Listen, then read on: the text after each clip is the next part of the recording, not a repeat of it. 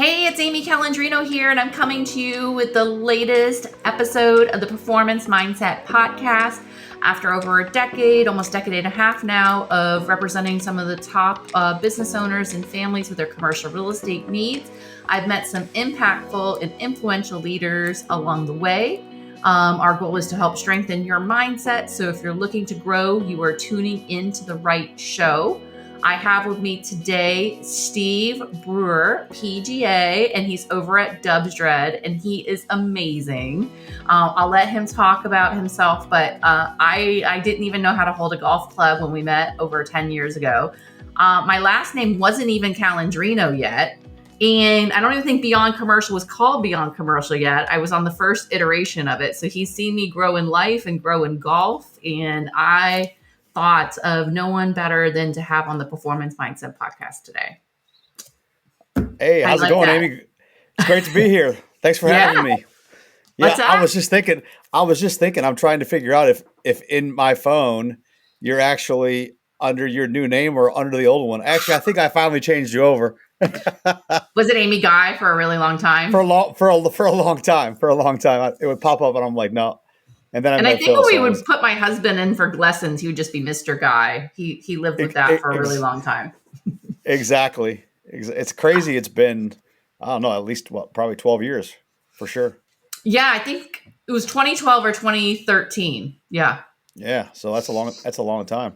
Yeah. And you come a long way. I remember when you, I was kind of touched and honored because you sent me the original proofs of the new logo, and you were like, "Hey, look," right. You were like, "Look, I really know you have a good eye for things. Can you tell me what you think?" I was like, "You're asking me? Okay, great." and now look at you. Yeah. It's a podcast, book, commercial real estate firm, and then we're launching the foundation. You were a part of a previous iteration of that. Remember we did the take the kids to work day thing through my husband's firm? Yep. We ended up continuing to develop that. And then in 2018, we created it. We called it Aspiring Entrepreneurs Program. So, when they went to all the different places, like when they went to Dubsdread, they got to see the behind the scenes of Dubsdread and what was the business of it and how it worked. And, what were all the different lines of revenue. They got to see that the restaurant, you guys have the golf course, you guys have lessons, you have merchandise, and there's a whole business to the things that you're enjoying. And they got to see the L Fund. And, we did this multiple years. And then I took a hiatus when, had babies, and we bought our buildings, sold buildings. And I said, well, I have my own company, Beyond Commercial, and my husband has his own company, Forward Law Firm. We can't really have it one without the other. So then why don't we make it a foundation? So then when people are donating things, they get a tax receipt, and then we can amplify our impact. And before I even had the website launched, I already got money to help. I already have enough money to rent a bus and hold the program, but I have more people that want to give more money, which is great because I'm going to try to get with the Boys and Girls Club to do some scholarships to put the kids through the program. So it'll be a one-day program. And I think when you were involved with it, it was younger kids, but now I'm just going to do it for fifth graders. I think fifth grade is a good age. Okay. That's a great age. Yeah. Yeah. For sure. Yeah, you've been involved with almost everything. But what do you do outside of watching Amy Calandrino? Well, Amy Guy then turned Amy Calandrino morph into these different things. Talk about the different levels of golfers you work with and all the different things. It's interesting because we've actually evolved quite a bit. This is I'm starting my 17th season here. Wow. So I came here to Dubsdread Golf Course when they just reopened after the renovation in 2008. They didn't have an instructional program. They brought me in to create that, build that, and the whole mindset behind that was to try to create golfer loyalty to the game, and then also to the property, and then of course just to have something good for the community, right? A way to introduce golf and make it more accessible to everyone. I'm incredibly proud that we got a group called Women on Course here that plays I think twice a month. Wow. That group started out as 4 or 5 women, and now it's 110.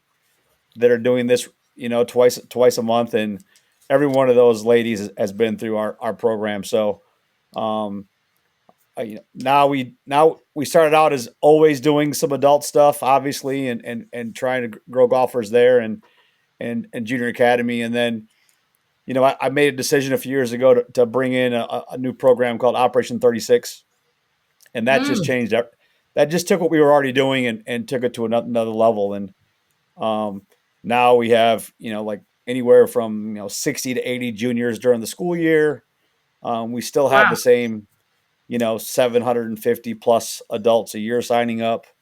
But it's all about making the game more fun, making it a little bit easier to learn from the green back to the tee box, so it's not so frustrating. And then, now we have different levels. I spent a lot of my time, managing the program. I did this for 12 years by myself. Now, Right. now I have 2 full-time coaches, a couple Do of you have part-time 2? coaches. Yeah, 2. Hot damn. And then, now I spend a lot of my time coaching the coach. And then also I work with junior elite players, usually ages like, they vary. I mean, some of them start a little earlier but they have to progress and earn their way there. They have to be ready for it. Not just in a golf perspective, but also like, emotionally, but as best they possibly can anyway. And then, try to get all these adults into, those who want to be a little bit more serious about it and take it more seriously. I still spend some time with adult recreational players who are kind of in that mindset. I just had one of my favorite students, Leonora, like 2 days ago, and we were just talking about this. Like, to me, part of, we take the name of this podcast, performance mindset. It's about, realizing that you have to commit to something and that it's a process. And during that process takes time. You are going to do things well. You're going to do some things that aren't very well. But if you commit to something and it matters to you, then you can get better at anything, right? Yeah. You're a testament to that in terms of golf and your business. Yeah. And that's what I try to do is relate everyday life. My comment to Leonora was, look, obviously I'd prefer it to be golf, but whether it was golf, tennis, pickleball, as an adult, you named it, I think people would just be shocked how much longer they would live if they were said, I'm going to really commit to being good at that, Yeah. And fit that into my schedule. So that way we're never too old to get better. That's the way I look at it. So, so it's crazy what we've done. I mean, I've grown with you here, and I think about, we have a big range project coming up in this year, which is pretty cool. So yeah, there's a lot of cool things happening at Dubsdread, and the Learning Center continues to grow, and I'm excited about the future. 17 years, I probably got a good 17 more in me. So, I think it's fantastic and excited about the future. Your daughter must have been a baby then. She was. I came here. I came to Orlando. I think your daughter had just started elementary school or something when we first started working together, and just graduated and all that. Yeah, when I got to Orlando, she was only 2, and when I came to Dubsdread, she had just turned 4. Okay, it was funny. We moved to Lake Mary. She's in the car. We just took her to a new daycare, and my wife said, she comes out, she goes, "Mom, you're ruining my life." Because I'm like, she makes friends easy. Now she's a junior at Florida State University. Just got back from London this summer studying abroad. So she's doing fantastic. Clearly, my wife did something right. I just kind of came along for the ride. What is she majoring in? She's majoring in health science. Okay.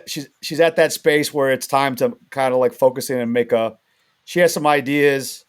If I had to bet, it would probably be counseling, I would think. The way that she talks, and that's kind of her personality, which would be great. But I'm excited that she's going to be successful in whatever she does. She's finally realizing that having a coach for a dad is a benefit. I bet. At 14 or 15, she could look at me and say, "Dad, I don't need a coach. And I'm like, honey, this coach hat is on all the time. Well, you know, one question I had pop in my mind, and so I think now we're kind of like cross these. Your daughter's thinking about maybe becoming a counselor, and there's a growing need, they're saying, in America for mental health. And I'm curious, have you noticed any shifts in the juniors that you've worked with over like the last almost couple like decades, or even like adults when it comes to like mental health and You prioritizing know, that or stress or anything like that? Or what do you think? you know, that's a great question. Obviously, in the junior side, as a coach and as a teacher, you have to recognize that, and this is the same for adults. Like Yeah. everybody has a different personality. Not everybody's going to be me, or you, where we kind of like wear our emotions on our sleeve, and we're going to stand on the soapbox and we're going to just like talk, right? I mean, some people are like in a shell. Some people, are more introverted. Some people are more outroverted. So I think that being able to change what the way that you present something to somebody is really Hmm. important. I think it's really cool that now it's a lot more popular, and a little bit more mainstream for someone to like say, look, you know what, I need to talk to somebody. Like it's funny is like the things people will tell me while I'm giving them a golf lesson are pretty incredible at times. Hmm. I take, I'm definitely not a trained counselor. I feel like I'm a compassionate human being and I care about people, so that helps. But yeah, I think that's a good point, Amy. Like getting someone to talk to is always a good thing, and sometimes that might be a coach, maybe that's a mentor of a program like you have with the foundation, or because I can tell you that the people in my life that influenced me the most were my coaches and youth leaders.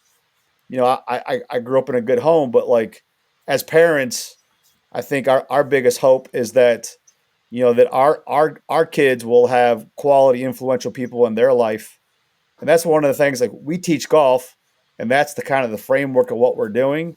Hmm. And yet at the same time, I coach my coaches all the time. Look, do not underestimate the personal impact that you're having on, a 7, 8, 9, 10-year old while they're here. Um, and that goes for adults because in golf a lot of adults come to us. I remember having someone who was incredibly successful as a professional, like a CFO of a company. So she's accustomed to being high level person, but she's very introverted and was very quiet and had never played golf. And she finally came to us many years ago, and after the tee it up class she said to me, she goes, coach, I got to be honest, you were my third try at golf. The first two didn't go so well. I had fun in the class. Um, you made it interesting. I'm definitely getting better, but I know me, if I'm not better than this, I'm probably going to stop. Well, first of all, you just raised your hand. I'm going to make sure you don't quit. And sure enough, now 10 years later, she's playing golf weekly, having a great time. Matter of fact, I would say golf has kind of like opened up that shell a little bit. Um, Yeah.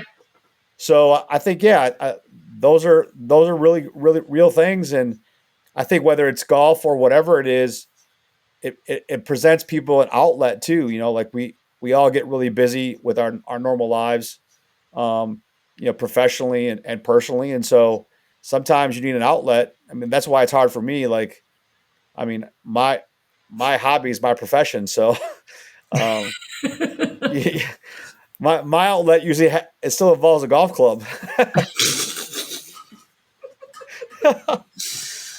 Well, I feel like it's a mental game though too. I think I've developed the most in the last few years. Like I'm a very intense person, and as you know, like holding the golf club too hard, trying too hard, and willing it to happen. And I think being able to kind of like shift it and just whatever happens, and just let the golf club do the work, and those types of things. And then also if you're going to visualize it going in the water, it's probably going to go in the water. So like visualizing success and all these like different things are so applicable to life. Yeah. 100%. Like, since you've been here, I kind of developed what I'm kind of calling the three skill blocks of golf, and it's Okay. basically you got a skill block here, then you got a skill block here and a skill block here, and the top skill block where these other two branch off from is the mental skill block, you know, Hmm. and then you have a fundamental skill block and you have a playing skill block, and so playing skills are kind of like, being able to read a lie, apply the wind properly, club selection, strategy, that kind of stuff, right? Fundamental skills are like, kind of like a proper grip, proper stance, proper swing, where mental skill blocks are more about, the mindset of how you approach playing golf or learning golf. So I would say, like, for a recreational player who's brand new, it's like, okay, getting better or learning this game is probably not what you thought it was going to be, right? That process and that order doesn't apply. If you've played some more golf, then I think it's about that same mindset changes to a little bit more of an intermediate level where it's, okay, you know what? I need to have a better idea of how to define success, because perfection isn't on the list. Right. It's really about hitting a productive shot. So that's that mental skill block. And like you said it yourself, like, most golfers are trying to avoid making a mistake. Well, I can tell you that if you want to make a mistake, try to avoid one. You you really need to, like, learn to, understand that there's a process, commit to that process, and then evaluate that journey, and then start to assess and then adjust based off of that experience. But if you're constantly outcome oriented all the time, you're never getting better.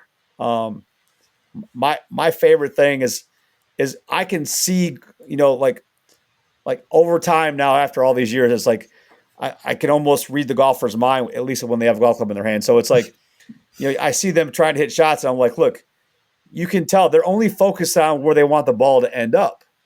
And so ultimately they're outcome oriented, and they're focusing on the outcome of the golf ball.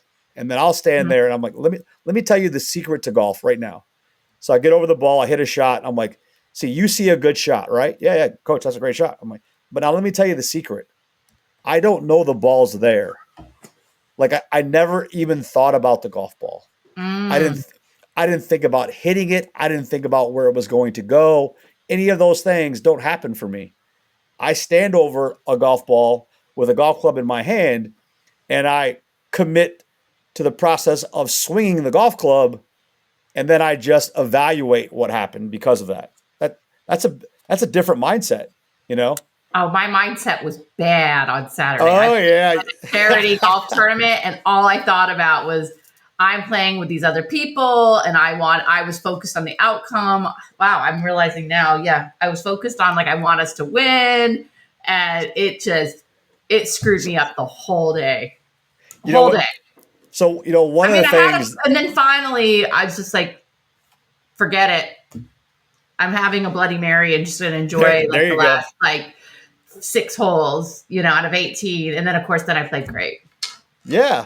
So, because I didn't think about it. That's why I know I don't normally drink at all when golfing, because, like, it's just, you're out in the heat. You need to be drinking water and, like, eating protein bars and fueling yourself, because it's actually like a sport. But at that point, I was just like, all right, I'm giving myself some grace. I'm paying a bunch of money for a babysitter too, so might as well enjoy myself. So yeah, that's kind of why I created the skill blocks, because a shout out to one of my teaching mentors, David Orr, who's taught me a lot. I've been studying with him on putting a lot for the last 4 or 5 years, and I remember the first time I met David in person. He said to me, hey, look, there are 4 skills in putting: read, speed, start line, aim. But what are you doing fundamentally or mentally that's not allowing you to be more skillful? Yeah, you have to learn to read the green, but it's a skill. You have to learn to create speed. What's keeping you from being more skillful? Yeah. What is it that's keeping you from being more skillful? So, like, if you go with that and say, well, I want to be skilled in my fundamentals, I want to be skilled in the playing concepts, but I got to be skilled in my mental, mindset pieces too. Like not trying to. There's a difference between, I don't want to hit the ball in the water, and, oh, okay, you know what? As I analyze the hole, the water here is on the right. Clearly, right's not the place to miss. So let's focus a better direction. Yeah. And commit to that, as opposed to trying to avoid where you're trying to miss. See how that works? Yeah. So that's a mindset that's more skillful as opposed to, avoidance or fear, right? So it It's just, interesting. Yeah, I noticed in my industry that so many brokers maybe like focused on, I got to make this money and, I got to get these client like willing these clients to do things that they think that they want to do for their necessarily their own benefits. And there's some really great brokers. I've had a ton of them on my podcast that are not that way. But I find that like it comes across when you're that way versus what are we trying to like achieve, and like how do we, more curiosity and like surveying the whole situation and not trying to will it in the way of your way, but just letting, helping the people along the journey. Does that make sense? 100%. The ball's gonna go where it's gonna go, and you can't will it there, and you just like you can't Nope. will your clients. Like you're just helping them. You're like the Sherpa up the mountain. I say it to students all the time, like you have absolutely zero control where the ball goes. If you did, everybody shot you hit would be perfect, and it's not. So why don't we just take that as a reality that, it's not going to be perfect. That's okay. Right. But you made a good point there about the brokers, and, it's about the money. Look, I'm a Midwest kid, I mean, there certainly were some examples, but I grew up in a pretty traditional Midwest house. You went to work every day. You came home. You had dinner. When you found a salesperson, like you were like, wow, what are they doing? Like, I never thought I could sell anything in my life. I'm like, are you crazy? That's way too hard. Like, what happens if we don't sell anything? And then, really, what it really comes down to, if I were speaking to like 100 brokers, new brokers, how about this, young brokers, and I would say, hey, look, you know what? If you're sitting in this room because you want to make a lot of money, you might as well get up and leave right now, because your mindset's in the wrong place. But if you're passionate about being a broker and learning your craft and learning your industry, you'll sell plenty. Yeah. In the long haul. Like, I mean, 2008, when the market crashed, when the housing market crashed, who survived? People like you and everybody else who was actually good at their job. They were passionate about it, and they, like, I tell people, like, I spend my time probably doing, 4 things. One is, coaching coaches and doing stuff like that. Yeah. 2, working with golfers, specifically on the range or on the course or what have you. 3, dealing with all of the other stuff that goes along with those lessons, like right. video analysis and, tournament observation, all that kind of stuff. Right. But then number 4, I spend 25% of my time during the week on, personal growth development in my own industry. Right. Mm-hmm. And I was pretty good at that. And then, David Orr, who's been a big influence on my life, he taught me that too. He was like, look, I mean, this is a guy, like, if there's a Mount Rushmore of putting instruction, David's like on the mountain. Right. and I remember our first, we had this, once a month video podcast on this training session that I did with him. And he was like, look, I spend, 30 to 40% of my or 25 hours a week just on my own personal, knowledge and growth in this business. And I thought to myself, and that guy's like a genius. Like, I got to up my game, Mm-hmm. So even if you're good at something, you still need to spend time, growing and developing what your craft is. And I think that's what happens with either people that are not successful, or number 2, those people that are young and they're worried about being successful. Hey, you know what? We all had to start somewhere. We all had to learn. Just go ahead and continue to surround yourself with great people, learn what you're doing, be passionate about it. I say it all the time. Like, you know what? My friends say to me all the time, hey, coach, you don't have a real job. You're right. I don't want one of those. You know what? I love going to work every day. It sounds kind of crazy. Golf is not fun for me. I love the game. I love playing it. I love helping people learn it. And fun to me is like, okay, I got a couple hours. I get to watch a movie, or I get to go out to dinner with my wife and daughter, or we get to go on vacation.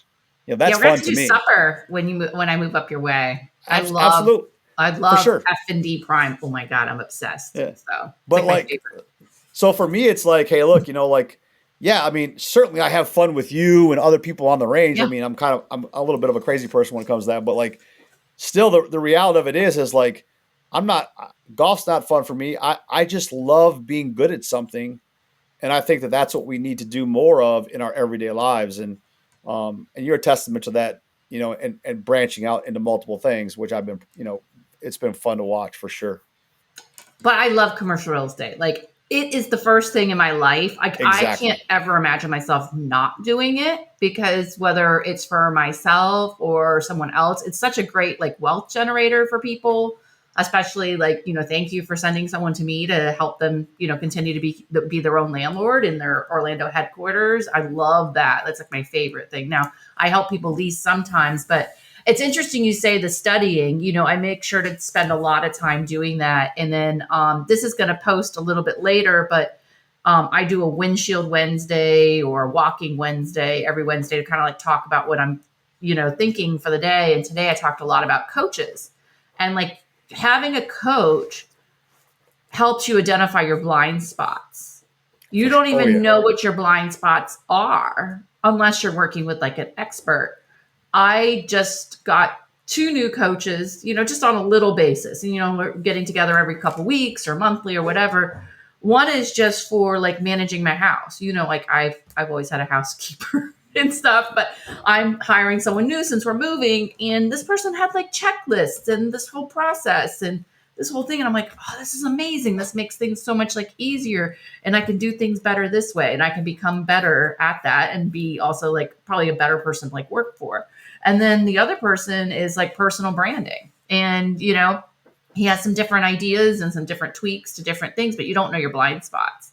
And so like in golf, like you can help a golfer identify those blind spots. And like exactly, even your coach is helping you to identify what are those areas that you can improve upon. And I love coaches that get coached. You shouldn't work 100%. With a coach that doesn't get coached. Totally agree. Like, I mean, and this, look, there's lots of ways to skin the cat in my game, but like, I will say this, it's like, I'm pretty amazed sometimes. People come to me for the first time and they'll like, wow, I've done this a long time. Like, I've never heard that before. And I'm like, well, I can't speak for other people.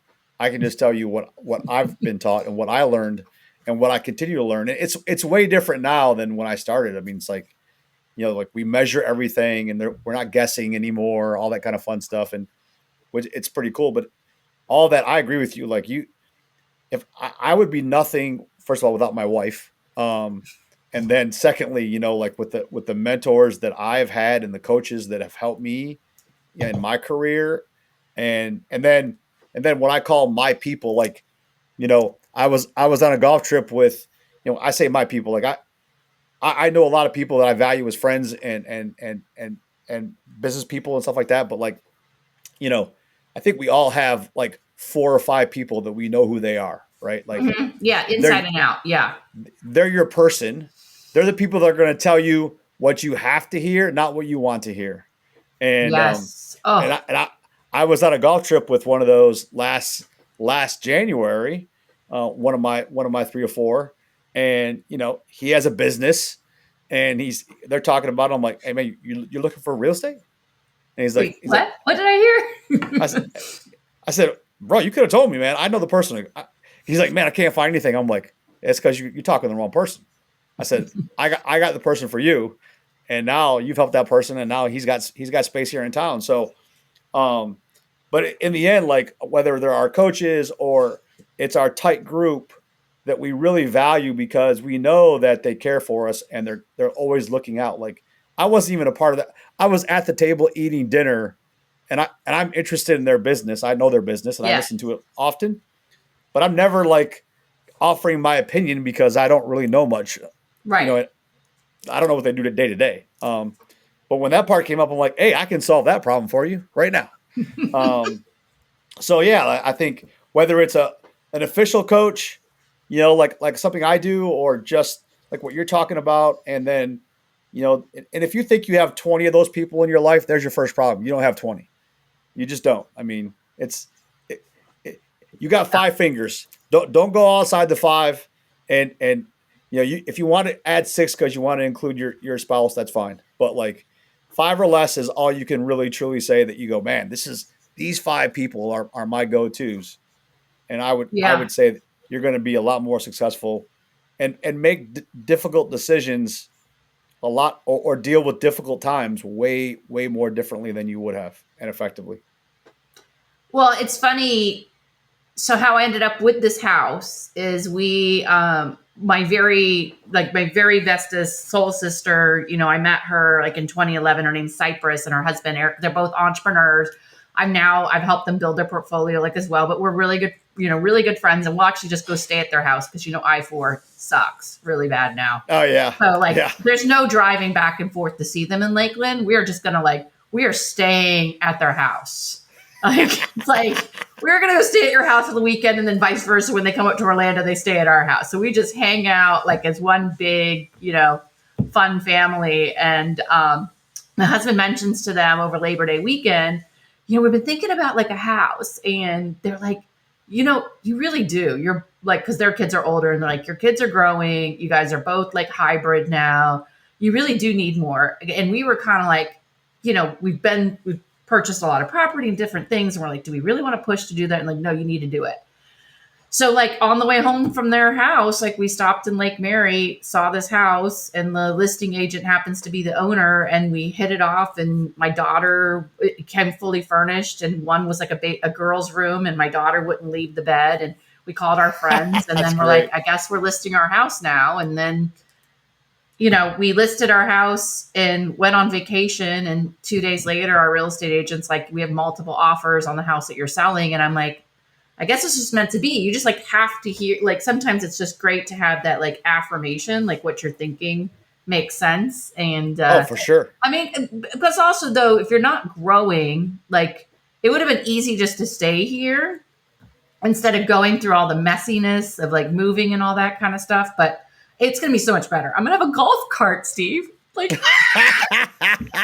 That's great. And my mother-in-law said she's getting us one for Christmas. So nice. Shout out to her. Even better. That's even better.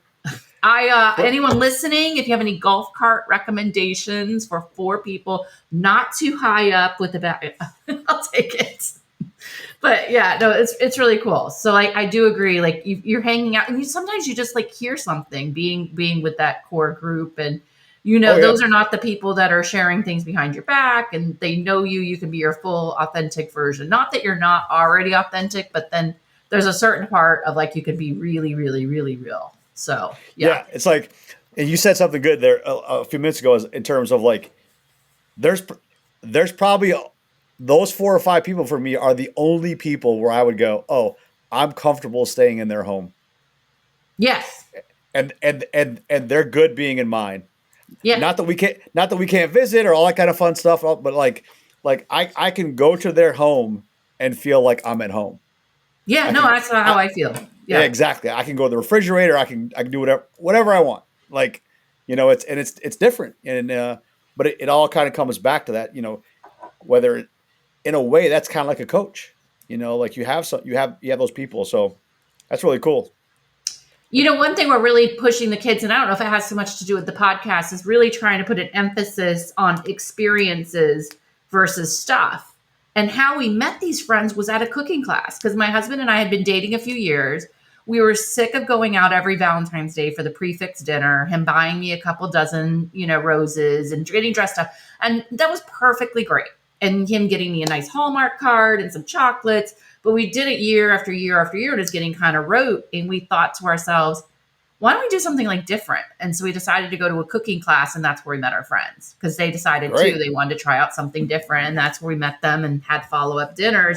But I think too, when you're doing things I've met people, not only you through golf, but I was in a league and met someone else, and she referred me her aunt to sell a building. And it's not so much the business side of it too, but the cool personal relationships you made too. I met some really cool people golfing. And sometimes you have to be willing to take a chance. So that person, Bob now.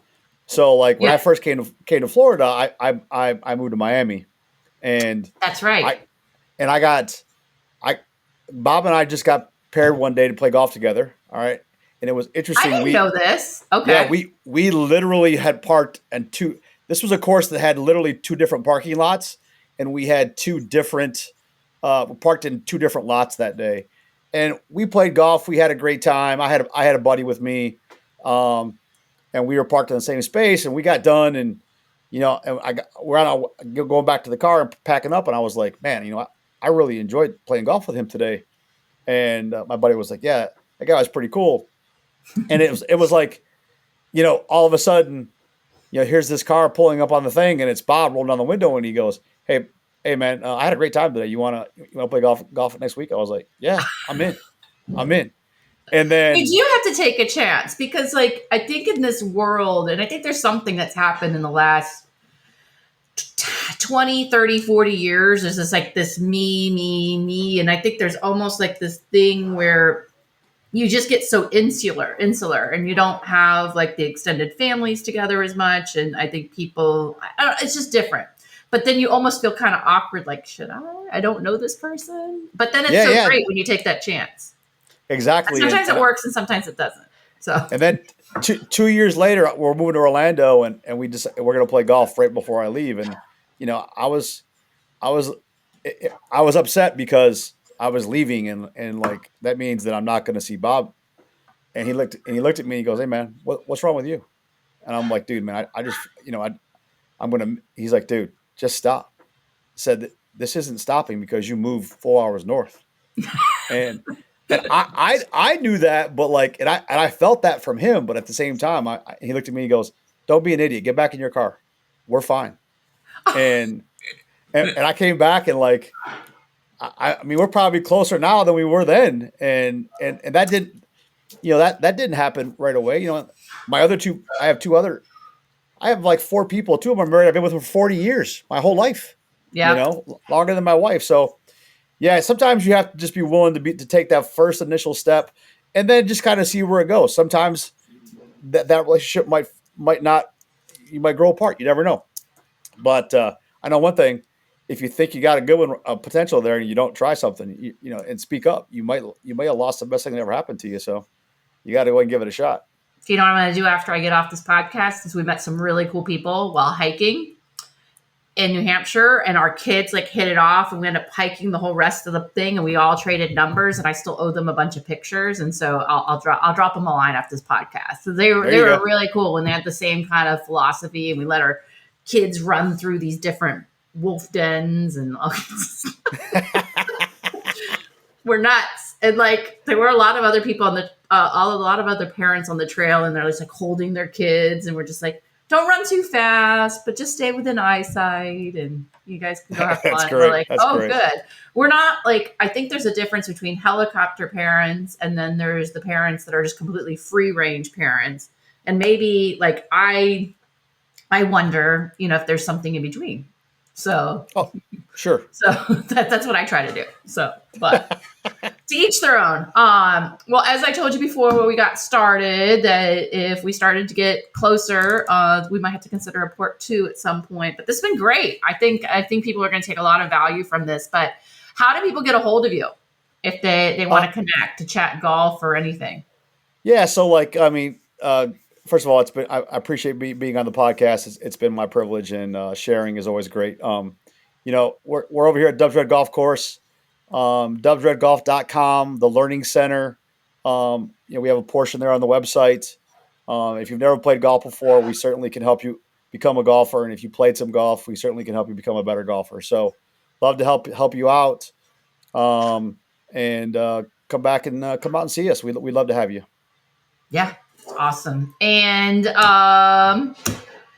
yeah, it's really cool. You guys have a really cool Tee It Up program for anyone who's looking to learn, and it's a wicked, amazing deal. So on what we do real quick before we finish, like the Tee It Up program, I have a process that I train my coaches. Like, every single person who calls here basically says, I want a private lesson, and we do those.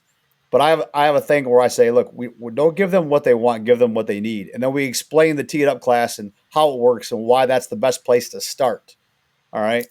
And 99% of people go, oh, okay, that sounds great to me. And then they do it and they go, oh man, this is the best way to learn initially, for sure. And then as you move along, maybe some more refined technical pieces, but you got to create a foundation. And, maybe we do this again and we talk a little bit more, little bit more specific golf and how somebody does that. But the adult Tee It Up program is a great place to start. Our junior academy, we have a 4 to 7 group. We call it Future 36ers, and then we have a 7 to like 12 group, and then above 12 is kind of where I kick in full time and deal with those young ones and getting them ready for high school golf and even college. It's interesting. You have a very similar structure to what my firm is now. It's like I was much bigger and I've been much smaller, but right now I have like 2 advisors and I spend a lot of my time like working on them to help like develop them.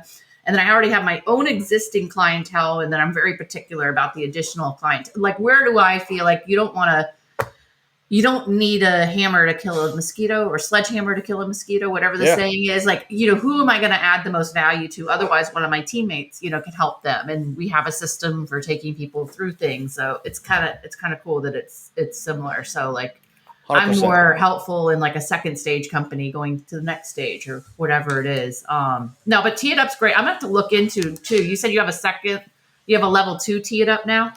Yeah. So we have a front 9 class and a back 9 class. And then we have what we call Tee It Up 2. So we actually have 3 levels. And then the third level gets into a little bit more technical. It's still group, but the group's smaller. And at that point, we start diving into video analysis and talking. At that point, those golfers have already got to a point where they've passed the 25 and 50 yard on course areas and now are at 100 yards or better. So that they've already learned how to score, which is how I learned to play. Like I learned how to put the ball in the hole first. So you learn how to score, learn how to manage direction with your approach clubs, and then learn how to manage direction with your long clubs. If you do it in that order, golf becomes way easier. I think I need to tune up. So I'll come. I'm going to be looking that up after that, and then and texting the people I found on the trail in New Hampshire. But awesome. Well, I want to appreciate everyone for tuning in today to the Performance Mindset Podcast. Be sure to download this episode if you haven't already, and follow it for more episodes. And be sure to keep an eye out. The book From Perfect to Real will be launching in early 2025. I will be having pre-orders available on amycalandrino.com very soon. You could also, in the meantime, subscribe for our email list to be on the list for when pre-orders become available. This is Amy Calandrino signing off. Thanks, Amy. Bye.